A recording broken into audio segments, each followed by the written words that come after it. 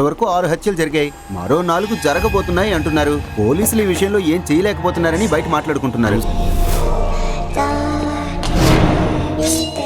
Sahu sir మాటల నుంచి నాకు ఒకటి అర్థమైంది సార్. ఈ కేసును ఎవరో పెద్ద తలకాయకే అప్పగించబోతున్నారు. మీ వల్ల కావట్లేదని కొత్త ఆఫీసర్ వస్తున్నాడటగా. ఆ రాబోయే కొత్త ఆఫీసర్ ఎలా ఉంటాడో నాకు బాగా తెలుసు. Who are you? Derek Abraham, my most effective man.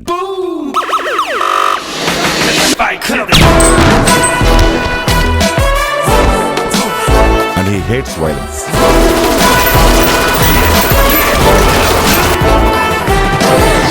ఆ కిల్లర్ 10 మందిని చంపి తీరుతానని ఏదో పిచ్చి లెక్కలు రాసుకున్నాడు సార్. పిచ్చి వాళ్ళు మాట్లాడే మాటలు సార్ ఇవి. ప్రాణాలు తీయకుండా వేటాడేవాడికి వాడు చేసేది కరెక్ట్. వేటాడే జంతువు తప్పు కూడా ఏముండదు. ఇందులో ఏదో ఒకటి నేను కావాలి. వేటంటే వేట.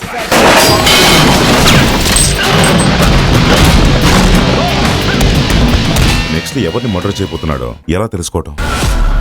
చనిపోయిన అలీనా చేతిలో దొరికిన వెంట్రుకలు ఎవరిదో కాదు, ఫిలిప్ వేశాడు.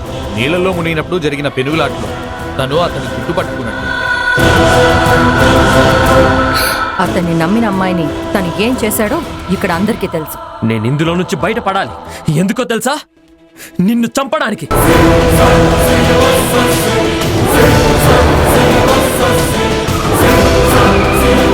కాల్చాల్సింది మనసుతోనో మైండ్తోనో కాదు, గన్నుతో.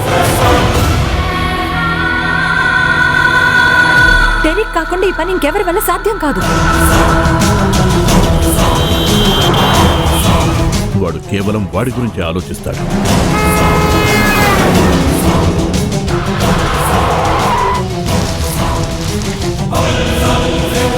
ఇక ఎలాంటి హత్యలు జరగవు. ఏ నమ్మకంతో చెప్తున్నారు? మా నాన్నగారి పేరు అబ్రహం. ఆ నమ్మకంతో.